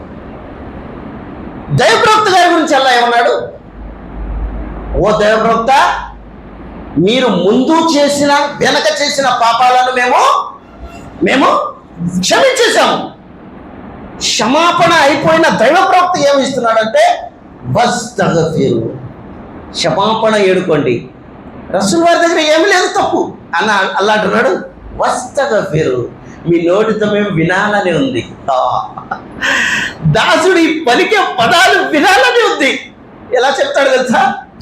దౌర్జన్యం చేసుకున్నానల్లా, నువ్వు చెప్పిన ఆదేశాలను అతిక్రమించానల్లా, క్షమించాలా అనే అంతర్భావంతో క్షమించు అనే పదాలు వాడి కన్నీరు కారిస్తే అల్లా అంటాడు, దైవదూతల్లారా చూడండి, మీరు తయారు చేసేటప్పుడు అన్నారు కదా, ఏం చేస్తాడు రక్తపాతం తప్ప. నన్ను చూడకుండా తన అంతర్భావంలో చేసిన పాపాన్ని నా ఎదుట పెట్టి అంటున్నాడు, దైవమా ఎవడు చూడకపోయినా నువ్వు చూసినావు, క్షమించు అల్లా అంటున్నాడు. ఆడి మనసులో కదిలేకుంటే, నా భయంతో భీతిల్లుతుంటే నేను చూస్తా ఊరుకొని వాడిని క్షమిస్తున్నాను అన్నాడు. ఈ పదం మామూలు కాదండి. అస్తగఫిరుల్లాహ్, మామూలు పదం కాదు. ఈ పదం ఎంత విలువైందంటే, హజరత్ 4 ఇమాములు ఉన్నారంట. ఒక ఇమాం అహ్మద్ ఇబ్న్ హంబల్ రహమతుల్లా అలే గారు ఎంత ఆరితేరిన పాండిత్యం ఇస్లాంలో నేర్చుకున్నారో తెలుసా. ఆయన్ని చూడాలని జనాలు తహతహలాడేవారు. ఒక వ్యక్తి బగ్దాద్ నగరంలో రొట్టెలు తయారు చేసేవాడు. రొట్టెలు తయారు చేసి అమ్ముకునేవాడు. కానీ ఆయన కోరిక ఏమిటంటే, నా ఇంట్లో ఇమాం అహ్మద్ ఇబ్న్ హంబల్ వచ్చి అతిథిగా ఉండాలని కోరిక. ఇమాం అహ్మద్ బిన్ హంబల్ గారు మంచి పాండిత్యం, పెద్ద గురువు గారు. ఆయన గురుగారు ఆయన ఇంటికి రావడం ఏంటి కోరిక అయింది. ఒకసారి ఇమాం అహ్మద్ ఇబ్న్ హంబల్ బగ్దాద్ నగరం మసీద్లోకి వచ్చారు. ఆయన మసీద్లోకి వచ్చారు, ఏదో పని మీద వచ్చారు, ఒంటరి ప్రయాణం చేస్తున్నారు, ఒంటరిగా, సెక్యూరిటీ ఎవరు లేరు. రాత్రి ఆ మసీదుల్లోకి అన్నారు, ఏమండి రాత్రి నేను బస చేస్తానండి, ఇక్కడ ఉంటాను. ఉండటానికి వీల్లేదు, జమాతలో మీరు ఊరుకోరు, కమిటీ వాళ్ళు ఊరుకోరు. సరే ఏం చేయాలంటే, ఏం లేదు, కట్టబుట్ట సర్దుకొని బయటికి వెళ్ళండి అన్నారు. తప్పదులే అని ఈశా నమాజ్ తర్వాత బయటకు వచ్చేసారు. ఈయన ఎవరైతే ఉన్నారో ఆయన గారు అన్నారు, ఏమండి అపరిచితుల్లాగా ఉన్నారు, బాటసారిలాగా ఉన్నారు, ఏమన్నా అవసరం? అవునండి, ఒక రాత్రి ఉంటాను, ఉదయం ఉంటాను, రండి మా ఇంట్లో ఉంది, రండి మా ఇంట్లో తీసుకెళ్ళారు. రొట్టి చేస్తున్నాడు, అస్తగఫిరుల్లా. ఏం పని చేసినా అస్తగఫిరుల్లా. మా అహ్మద్ బిన్ హంబల్ గారికి చాలా ఆశ్చర్యం వేసింది. ఏం మాట్లాడినా అస్తగఫిరుల్లా అన్నారు. ఈ అస్తగఫిరుల్లా అని చదువుతున్నావు కదా, జీవితం మొత్తం ఇలా చేసావంటే, నాకు జీవితం ఊహొచ్చని కాడ నుంచి ఇదే పదం వాడతానండి, దీనివల్ల ఏమైనా మేలైందా నీకు అన్నారు. ఏమైనా మేలైందా అంటే, నేను ఏ దువా చేస్తే ఆ దువా అంగీకరింపబడిందండి అల్లాదే వల్ల అన్నారు. ఏదైనా అంగీకరింపబడనిది ఏదైనా దువా ఉందా అన్నారు. ఒకటైతే మిగిలి ఉంది, అది ఏమిటేది అన్నారు.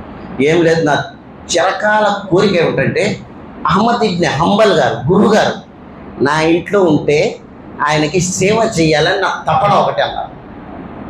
అప్పుడు ఆయన గారు అన్నారు, అల్హమ్దులిల్లాహ్ మిత్రమా, నేను అహ్మద్ ఇబ్న్ హంబల్, నీ అస్తగఫిరుల్లా అనే పదాలు అల్లాహ్కు ఎంత ఇష్టదాయకంగా మారినాయి అంటే, నీ చివరి కోరిక కాదు కదా, నువ్వు ఏం కోరినా సరే అల్లాహ్ ఇస్తాడు. సోదరులారా, ఈ సంఘటన చెప్పే అర్థం ఏంటంటే, అస్తగఫిరుల్లా అంటే మామూలు విషయం కాదు, మంచి అంతర్భావంతో అనాలి, తప్పకుండా మార్పు వస్తుంది. ఎందుకంటే దీన్ని ప్రప్రదంగా వినేవాడు అల్లాహ్, మనసును పుట్టించి దాంట్లో భావాన్ని అర్థం చేసుకున్నాడు అల్లాహ్. అస్తగఫిర్ లిల్లజీన ఆమను వస్తగఫిర్ లిల్లజీన తాబు వత్తబా సబీలక్. ఎవరైతే అల్లాహ్ పశ్చాత్తాపడతారో నీ ముందు, వత్తబా సబీలక్, నీ మార్గం మీద నడుస్తూ ఉంటారో వారిని క్షమించు. వఖినా అజాబన్నార్, అల్లాహ్ వారికి నరక జ్వాలల నుండి రక్షించు అనే పదాలు అల్లాహ్ సుబ్హానహు వ తఆలా ఆ దైవదూతల ద్వారా అల్లాహ్ సుబ్హానహు వ తఆలా వాడుతున్నారు. చూడండి అల్లాహ్ సుబ్హానహు వ తఆలా ఎంత దయామయుడో. తాబు వత్తబా సబీలక్ వఖిహిం అజాబుల్ జహీమ్, అల్లాహ్ భయంకరమైన నరక జ్వాలల నుండి వీళ్ళని విముక్తి చెయ్యి. అంతే. దీంతో అర్థమైంది దైవ దూతల విశ్వాసం ఏమిటంటే, పశ్చాత్తాప పడేవాడు నరకం నుండి విముక్తి పొందుతాడు. ఈ వాక్యం ద్వారా తెలుస్తుంది. పశ్చాత్తాప పడితే ఏమవుతుంది, భయంకరమైన శిక్ష నుంచి తప్పించుకుంటాడు. వహీం అజాబుల్ జహీం, భయంకరమైన నరక బాధల నుంచి పశ్చాత్తాప పడేవాడు తప్పకుండా తప్పించబడతాడు. ఆ తర్వాత మళ్ళీ దువా చేస్తున్నారు, ఏమని, రబ్బనా వాద్ఖిల్హుం జన్నాతి అదనిన్ అల్లతీ వఅదతహుం వమన్ సలహ మిన్ ఆబాయిహిం వఅజ్వాజిహిం వజుర్రియాతిహిం ఇన్నక అంతల్ అజీజుల్ హకీమ్ అంటున్నారు. అల్లాహ్, నువ్వు ఏదైతే స్వర్గం అనే వాగ్దానం వీళ్ళకి చేశావో ఆ స్వర్గం వాగ్దానం వాళ్ళకి ప్రసాదించు. చూడండి, క్షమాపణ అయిపోయిన తర్వాత మనిషికి ఏం కావాలి, నరకం తప్పించబడితే స్వర్గం కావాలి కదా. నరకం ఎప్పుడైతే విముక్తి అయిపోయాడో స్వర్గం తప్పకుండా రావాలి అతనికి. అందుకోసం వాళ్ళు ఏమంటున్నారు, రబ్బనా, ఓ అల్లా, వాత్తహుం, నువ్వు ఏదైతే వాళ్ళకి వాగ్దానం చేశావో, ఏం వాగ్దానం చేశావు, జన్నత్, స్వర్గం ఇస్తాడు అని, సుఖాలు ఇస్తాడు అని అల్లాహ్ సుబ్హానహు వ తఆలా వాగ్దానం చేశాడు. ఎవరికి, ఎవరైతే పశ్చాత్తాపడతాడో. రబ్బనా వద్ఖిల్హుం జన్నాతి అద్నిన్ అల్లతీ, జన్నత్ పేరు కూడా చెప్పాడండి. జన్నత్ అదనిన్ అల్లతీ, జన్నతే అదన్, జన్నత్ పేరు ఒకటి, స్వర్గం పేరు అదన్, ఉన్నత శిఖరాల్లో ఉండే స్వర్గం వాళ్ళకు ప్రసాదించు అల్లా అని దైవదూతలు అంటారు. రబ్బనా వద్ఖిల్హుం, రబ్బనా వఅదతహుం, అల్లాహ్ సుబ్హానహు వ తఆలా ఏదైతే వీరికి వాగ్దానం చేశావో, ఏం వాగ్దానం చేశాడు అల్లాహ్ సుబ్హానహు వ తఆలా, రబ్బనా వద్ఖిల్హుం జన్నాతి అద్నిన్ అల్లతి వఅదతహుం వమన్ సలహ. వాగ్దానం ఏం చేసావు? స్వర్గంలో వీళ్ళని తీసుకెళ్ళాలా. ఎవరిని తీసుకెళ్ళాలి? అందరి జమాతులను తీసుకెళ్ళాలా. వమన్ సలహ, ఎవరైతే నిష్ఠాపరత్వ జీవితం గడుపుతారు. వమన్ సలహ మిన్ ఆబాయిహిం, ఎవరైతే మంచి కార్యాలు చేస్తారో వారికి స్వర్గంలో తీసుకెళ్ళాలా. మిన్ ఆబాయిహిం, వాళ్ళ తల్లిదండ్రులను కూడా తీసుకెళ్ళాలా. వజ్వాజిహిం, వారి భార్యలను కూడా తీసుకెళ్ళాలా. వజుర్రియాతిహిం, వాళ్ళ పిల్లల్ని కూడా తీసుకెళ్ళాలి. మనం మర్చిపోతాం గద్దువాలు చేసి, భార్య పిల్లలు తల్లిదండ్రులు మర్చిపోతాం. కానీ దైవదూతలు అంటున్నారు, అల్లా ఒంటరిగా పంపిస్తే ఎట్లాగల్లా? ఒంటరి పంపిస్తే ఎలాగా? కుటుంబ సమేతంగా పంపించల్లా. అల్లా స్వర్గం అంత విశాలమైంది. అచ్చా, ఇక్కడ ఒక అంశం. తండ్రి బాగా నమాజులు చేసుకున్నాడు, తల్లి బాగా నమాజులు చేసింది, కూతురు అంత చేయలేదు, కొడుకు అలా చేయలేదు. స్వర్గంలో అయితే వెళ్ళారు, తౌహీద్ పరులు స్వర్గంలో వెళ్ళారు. కానీ వారు స్వర్గంలో కింద స్థాయిలో ఉన్నారు. ఎవరో పిల్లలు. తల్లిదండ్రులు ఎక్కడున్నారు?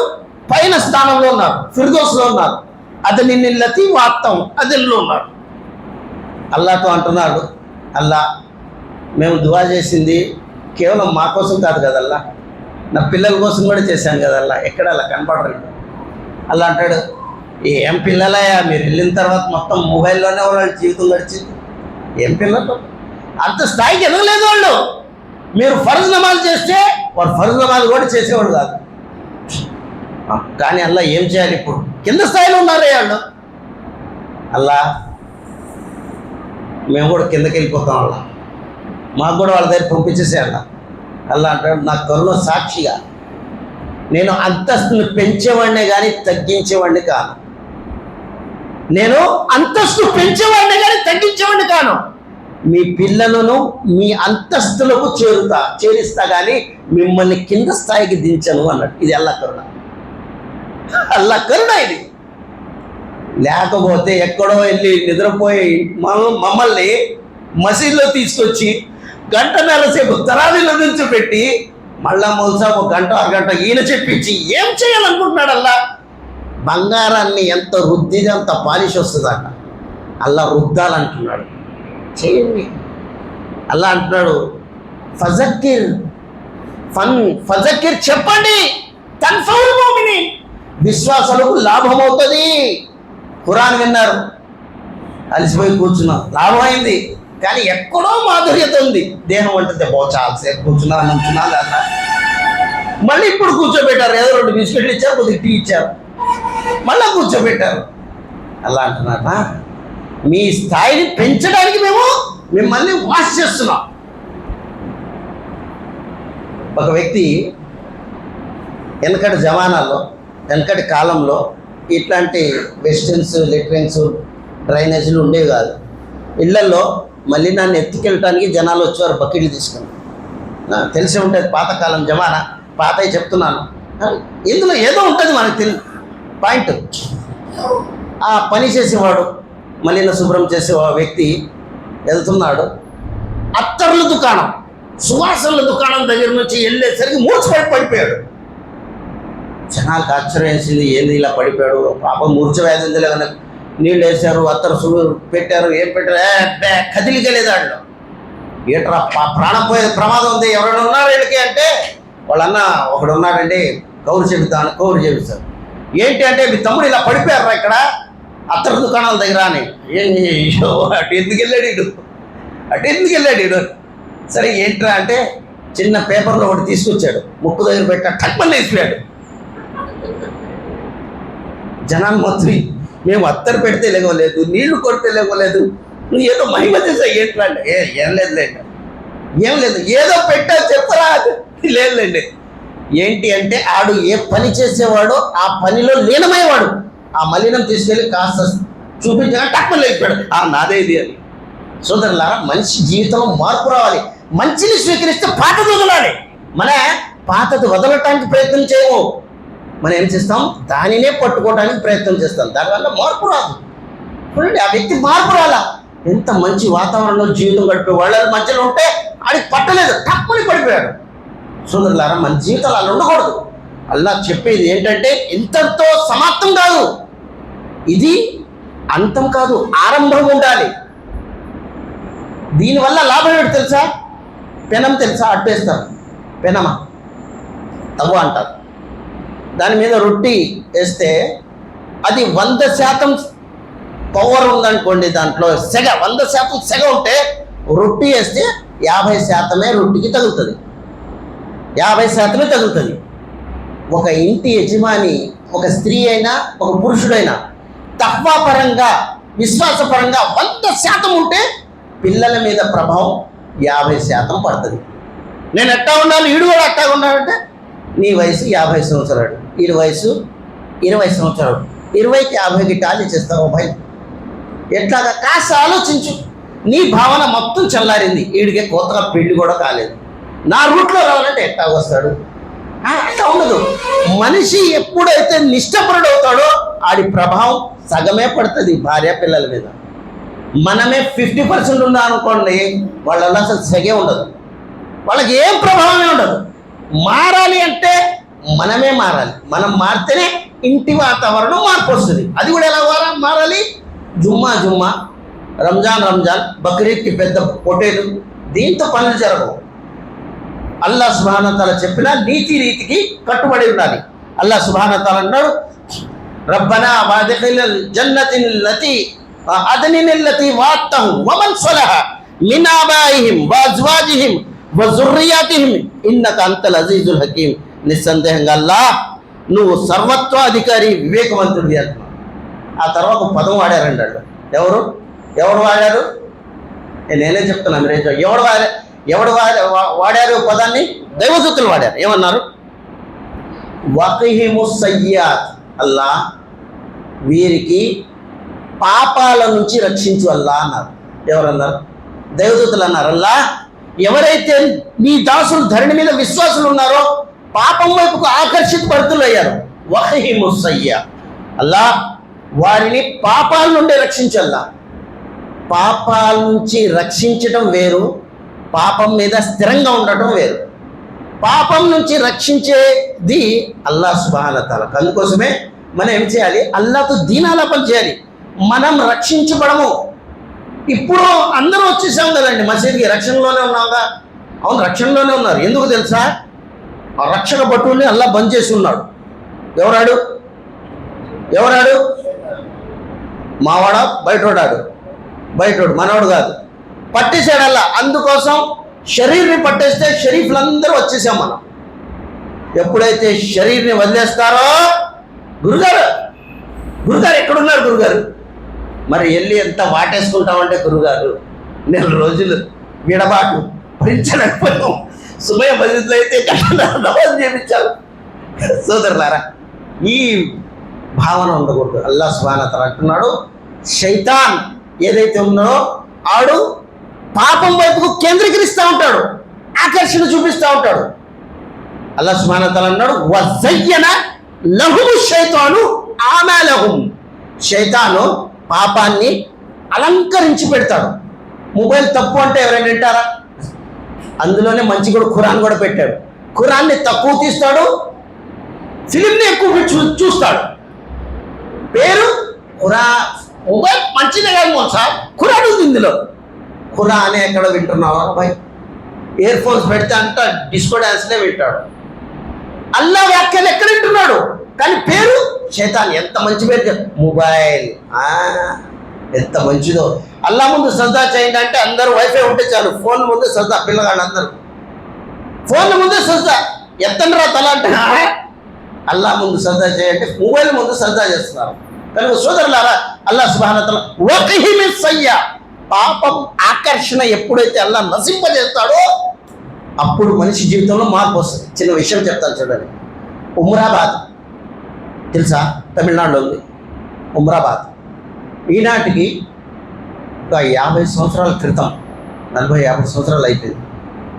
అక్కడ మద్రసాలో వండి తినిపించే సదుపాయం లేదండి. ఎవరైతే అక్కడ షౌకర్లు ఉండేవాళ్ళో పిల్లల్ని వాళ్ళ ఇంటికి పంపించేవారు. ఒక్కొక్కడు 2 పిల్లలు, ఒక్కొక్క పిల్లల్ని భోజనం పెట్టే బాధ్యత తీసుకునేవారు. చదువుకోవటం మద్రసాలో, తింటాం ఇళ్లలోకి వెళ్ళి తినేవారు. ధర్మాన్ని అనాథల రూపంలో వెళ్ళి పెరిగి తిని వచ్చి మాకు అందిస్తే వినండి అయ్యా అంటే, అంతసేపు చెప్తారండి, చెప్తే కూడా అని మనం వినము. కానీ జీవితం మొత్తం దారిపోసిన పండితులు వారు, వాళ్ళ దగ్గర కూర్చొని కాస్త విద్యాభ్యాసం చేసుకోవడానికి కూడా మా దగ్గర సమయం లేదు. గంటల తరబడి వాళ్ళు జీవితం మొత్తం నూరిపోసారు ఇస్లాం కోసం. ఫ్యాన్ల కింద పెట్టారు, బిర్యానీలు పెడుతున్నారు, చిన్న పెద్దోడు చిన్నోడు అన్ని తినిపిస్తున్నాడు. అయినా సరే మనం కూర్చోం మేము. ఆ కాలంలో ఒక వ్యక్తి పిల్లలు హిఫ్జ్ చేస్తున్నారు, యువకుడు, చిన్న చిన్న మినమిన మీసాలు వచ్చినాయి, యువతనం వచ్చింది, ఇంటికి వెళ్తున్నాడు, భోంచేసి వస్తున్నాడు. ఆ ఇంటికి ఒక్కగానే ఒక కూతురు ఉంది. ఆవిది భార్యాభర్తలు ఒకసారి పని మీద వెళ్ళిపోయారు. ఆయన భోంచేయడానికి వచ్చాడు. ఇంట్లో ఎవరున్నారు? ఒక్కతే అమ్మాయి ఉంది. రానికి భోజనం పెడతానంది. భోజనం తిన్న తర్వాత తలుపులు మూసేసింది. ఎవరు లేరులే, మనం హ్యాపీగా పాపం చేద్దాం. ఇస్లాం అంటే లోన ఒకసారి వెళ్ళిందంటే పాపాన్ని బయట తీయటమే కానీ ఇస్లాం బయటకు రాదు. సముద్రం తెలుసండి, చచ్చిన జంతువులు ఉంటాయా అందులో, బ్రతికినే ఉంటాయా? చస్తే ఉంటాయా అందులో, బయటకు వచ్చేస్తాయా? ఇస్లాం కూడా అదే. ఇస్లాం పాపబంకితమైన జీవితాన్ని ఎవరైతే గడుపుతున్నారో వారిని పాపాన్ని బయటకు తీసి నిక్కచ్చిత్వాన్ని పెడుతుంది. నీటిలో చచ్చిన ఏ చేప ఉండదు, బయటకు రావాల్సిందే. అల్లా సిద్ధాంతం ఇది. ఇస్లాంలో వస్తే పవిత్రంగా మనసు మారాల్సిందే. ఇంత పవర్ ఉంది ఇందులో. అల్లాహ్ అక్బర్. రా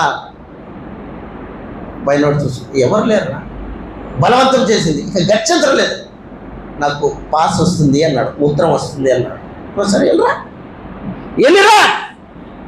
లోనకి వెళ్ళి చెప్పాను కదా, మలినం ఇంతకుముందు అక్కడే ఉండేది. ఆ మలినాన్ని తీసుకొని మొత్తం ఒంటికి రాసుకున్నాడు. చూడండి, రక్షించబడాలి పాపంతో అంటే అల్లా ఉపాయాలు ఇస్తాడు. ఉపాయం వచ్చింది, బయటకు వచ్చాడు రాసుకొని. స్త్రీ చూసి చీచి చీచి ఏంటిది అన్నాడు. బయటకు పో. బయటకు వెళ్ళిపోయాడు. చలి వాతావరణం. వెళ్ళి ఒక బావి దగ్గరికి వెళ్ళి స్నానం చేశాడు. స్నానం చేసి మసీద్కి వచ్చాడు. మూసాబ్ అన్నారు, నాయన ఇంత లేట్ చేశాడు రా, ఎప్పుడు తొందరగా వచ్చేవాడు కదా. ఏమి లేదండి. మెత్తపడిపోయాడు. గుండె వేగం ఎక్కువైపోయింది. పాపం అంటే వారి జీవితంలో ఎంతో భరించలేని భారంగా ఉండేది. ఇవాళ మనకి పాపం అంటే ముక్కు మీద ఏగేస్తే ఇలా అంటే వెళ్ళిపోతుంది. ఏమైనా ఫరక్ పడిందా? మాకు తేడా ఉందా? ఏం లేదు. వాళ్ళకి చాలా తేడా ఉండేది. పాపం అంటే నరకం గుర్తుకొచ్చేది. నరకం ఎక్కడ గుర్తుకొస్తుందండి? ఏం లేదు. అంతా భోంచేసి పండుకున్నాడు. జ్వరం, ఫుల్ జ్వరం వచ్చేసింది. ఎంత జ్వరం అంటే తట్టుకోలేదు. అదే ఆవేదనలో, అదే జ్వరంతో 2 రోజుల తర్వాత ఆయన చనిపోయాడు.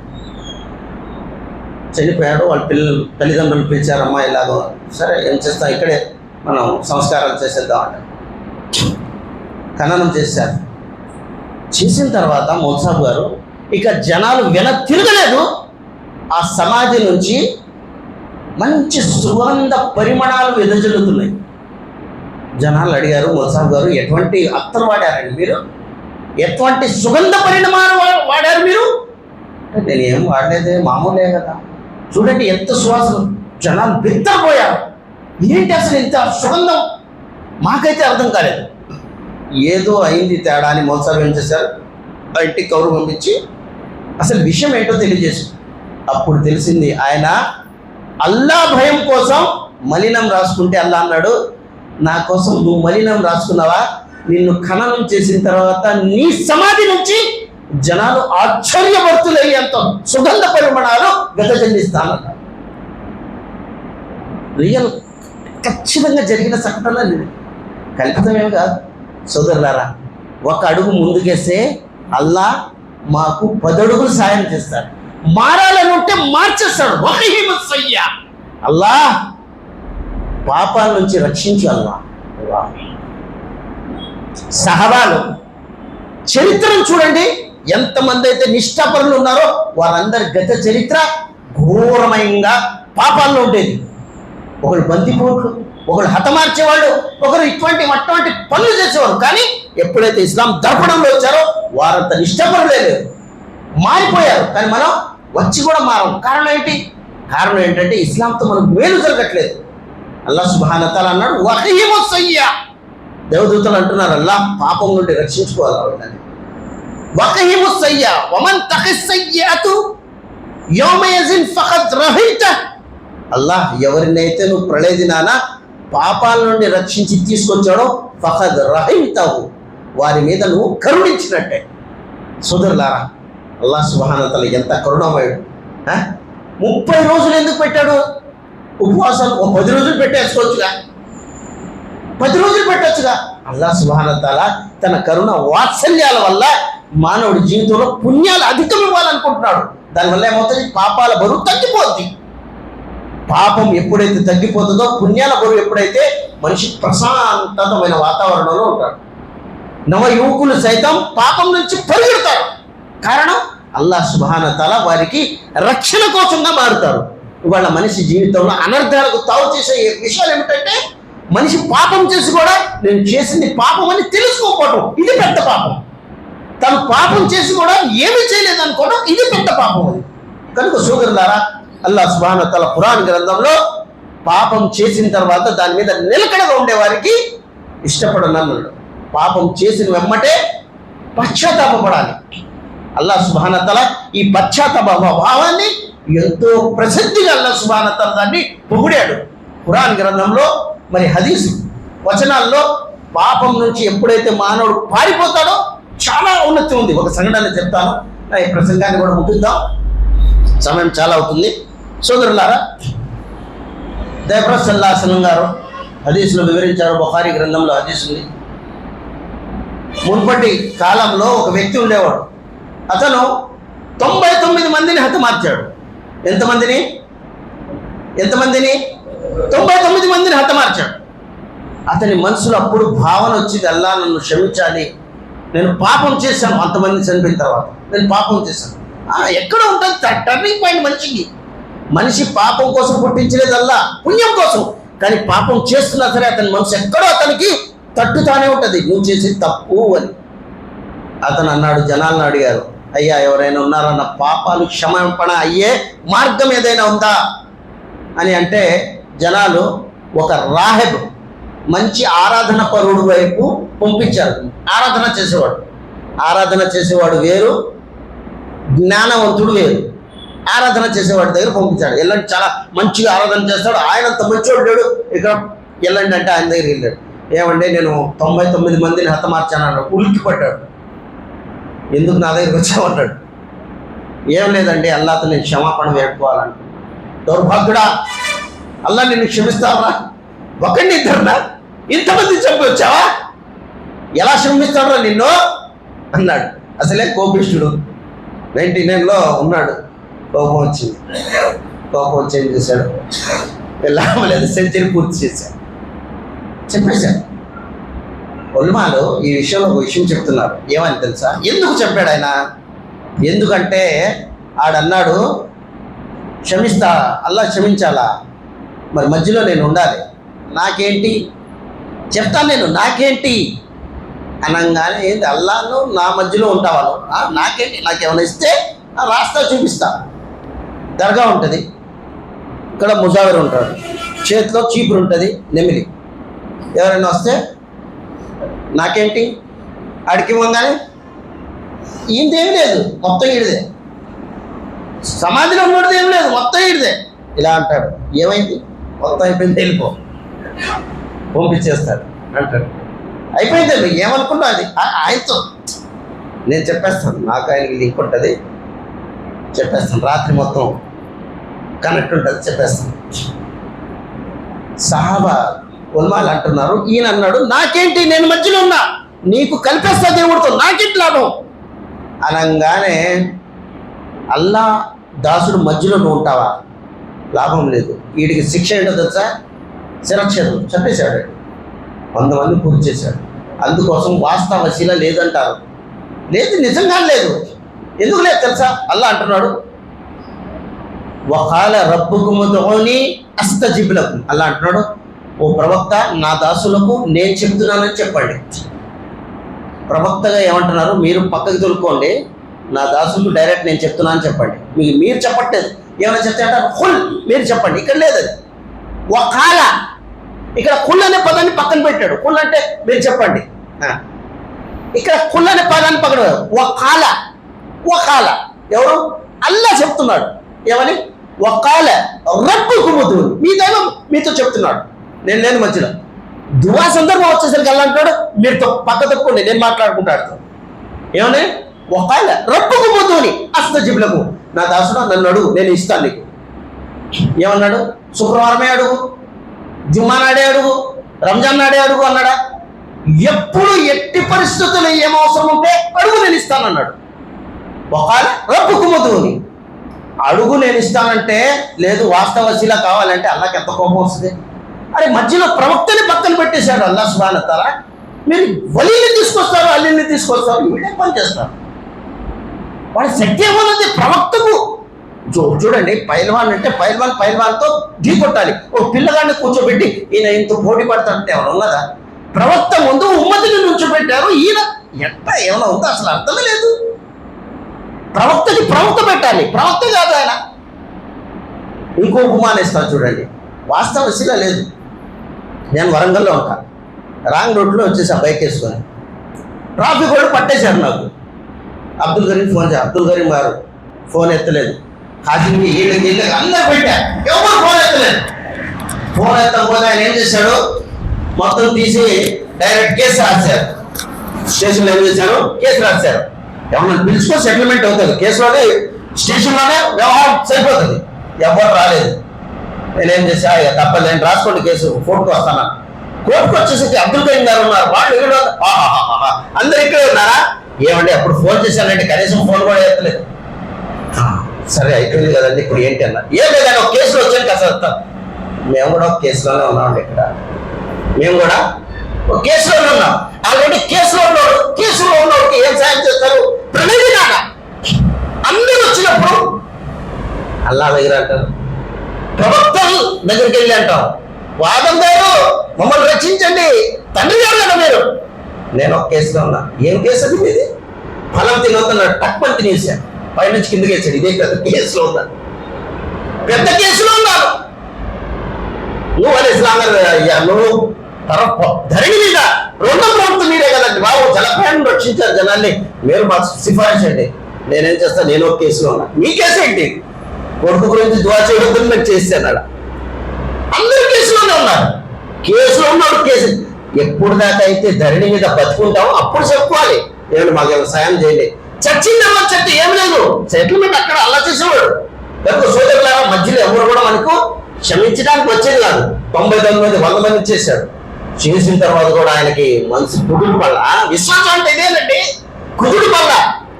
ఏదో ఉంది అని మళ్ళా జనాన్ని అడిగారు, ఎవరా మంచోళ్ళు చూపించిందా బాబు అని. ఆలిం చిరునామా ఇచ్చాడు. ఇప్పుడు ఆలిం అక్కడికి వెళ్ళండి, మూలసాబ్ ఉన్నాడు అక్కడ.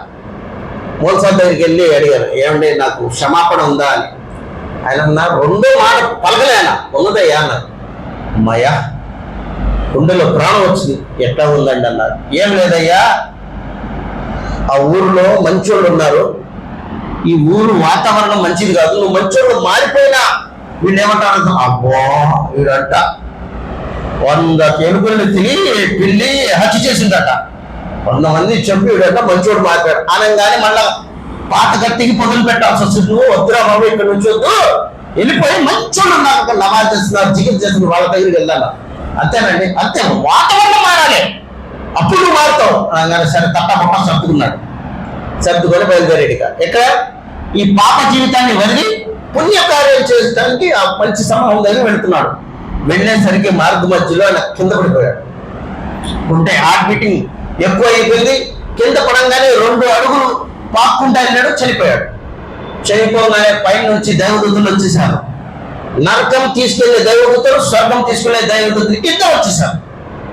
వాళ్ళు అంటున్నారు, ఇది మాకి రాకు అంటున్నారు. నరక దేవదూతలు అంటారు మాకి రాకు, 100 మందిని చెప్పాడు, మావాడే అంటున్నాడు. స్వర్గ దేవదూతలు అంటారు, చనిపోయే ముందు వాడు పశ్చాత్తాపడ్డాడు, మావాడాడు అంటారు. ఇద్దరు గొడవ. అల్లా దగ్గర సెటిల్మెంట్ చేద్దాం పదండి అల్లా దగ్గర. అల్లా ఏంటి అసలు విషయం ఏంటి? అల్లా సుబ్హానహు వ తఆలా అన్నాడు, ఈడు ఏ ప్రాంతానికి వెళ్ళటానికి ఉన్నాడో అది కొలవండి, ఎక్కడి నుంచి దూరం ఉన్నాడో అవ్వాలనుకున్నా ఆ ప్రాంతం కొలవండి. కొలిసేసరికి ఎక్కడైతే కింద పడిపోయాడో అది బరాబర్ సగభాగం ఉంది, ఎక్కడైతే గుండెతో ఈడ్చుకుంటూ ముందుకెళ్ళాడో అదే ఎక్కువైపోయింది. అల్లా సుబ్హానహు వ తఆలా అన్నాడు, ఇతను స్వర్గవాసి అని. పని ఆయన చేశాడు, 100 మందికి చెప్పాడు, ఆయన స్వర్గంలో వెళ్ళాడు. సంకల్పం ఉంటే చాలు. సంకల్పాన్ని మార్చి మీరు చేయండి, మీ జీవితాన్ని మార్చే సాధనం నేను చేస్తాను అన్నాడు. సంకల్పాన్ని మార్చండి. ఒక వ్యక్తి నరకానికి వెళ్ళాడు, ఏం చేశాడు? సంకల్పం ఏమిటిది? ఆడు నా శత్రువు వేసేయాలి, ఎప్పుడు కూడా అని వేసేయాలి వేసేయాలి వేసేయాలని ఉంది సంకల్పం. పైన దిగుడు వచ్చి ఈడు వేసాడు. అలా నేను వెళ్ళంగానే ఒక వ్యక్తిని హతమార్చినట్టు వాడు దూషాడు. నేను ఎప్పుడు చెప్తానల్లా అన్నాడు. నీ మనసులో ఏముందిరా? చంపాలని ఉందా? అవకాశం దొరకలేదు, చచ్చావు. అవకాశం పెడితే చంపాలేదా? మనసు భావన ఆడు ఏం చేయలేదు, మనసు తేడా పెట్టాడు. అదేంటి? ఒకటి చంపాలి అంతే, చెప్పినట్టు జాతకంలో లిఖించబడింది. కారణం సంకల్పాన్ని అల్లా చూస్తాడు, సంకల్పాన్ని చూస్తాడు. అందుకోసమే మనిషి మారాలని సంకల్పం పెట్టుకుంటే అల్లా తప్పకుండా మారిస్తాడు. కానీ మారాలని లేదు, సంకల్పం లేదు. రంజాన్ అంత వరకే రీఛార్జ్ చేపిస్తున్నాడు.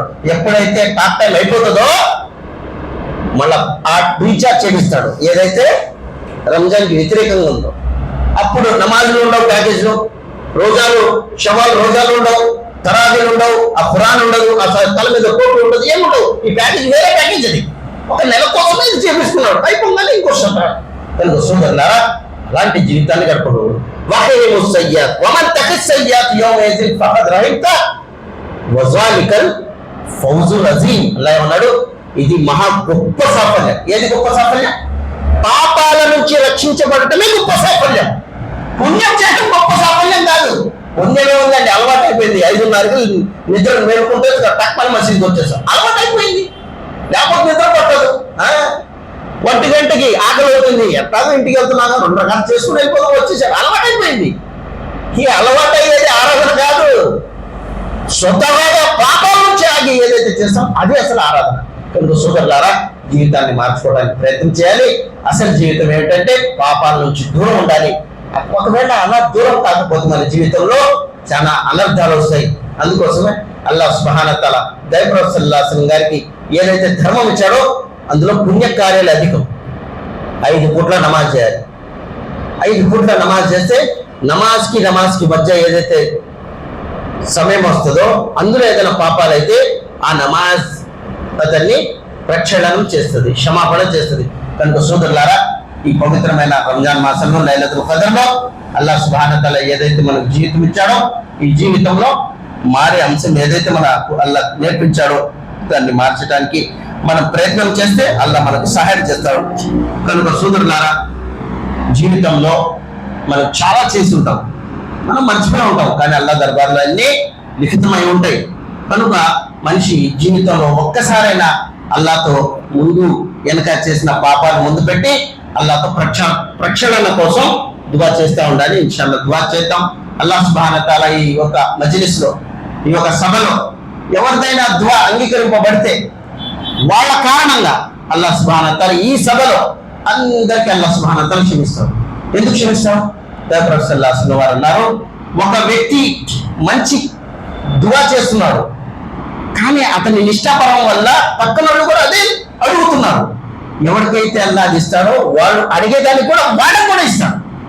ప్రవక్త సల్లల్లాహు అలైహి వసల్లం వారు అన్నారు, వాళ్ళ ఒక చాటని సభ జరుగుతుంటే అందరు కూర్చుని దువాలు చేస్తున్నారు. ఏమని దువా చేస్తున్నారు? అల్లాహ్ మమ్మల్ని క్షమించు, నన్ను చూసారా, క్షమించమని అడుగుతున్నారు. చూడలేదురా?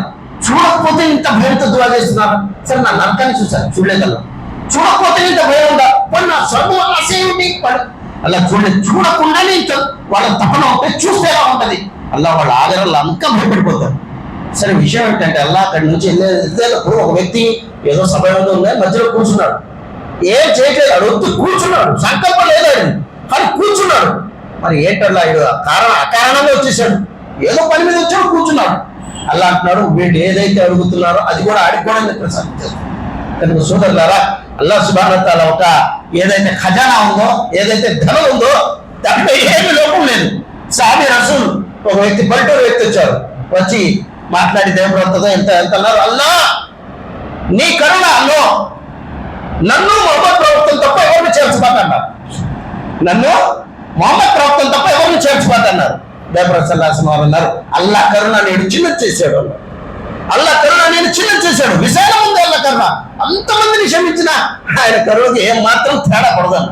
కనుక సోదరులారా, జీవితంలో ఏదైనా సరే మనం తప్పు చేసి ఉంటాం, కానీ తప్పు చేసిన వాడికి అల్లాహ్ సుబ్హానహు వ తఆలా శిక్షించకుందే అవకాశం ఇస్తాడు, పశ్చాత్తాపపడే అవకాశం ఇస్తాడు. ఒకవేళ ఇది అంగీకరింపబడితే మళ్ళా తప్పు చేసే శక్తిని అల్లా కాస్త అది పెడతాడు, లో వోల్టేజ్ పెడతాడు. అందులో ఎక్కువ వోల్టేజ్ ఉండదు, లో వోల్టేజ్ లో ఉంటుంది, కానీ మంచి పని చేయడానికి అలా ఫుల్ వోల్టేజ్ ఇస్తాడు. కానీ దువా చేద్దాం, ఇన్షాల్లాహ్ అల్లాహ్ సుబ్హానహు వ తఆలా మా దువాలను అంగీకరించుగాక.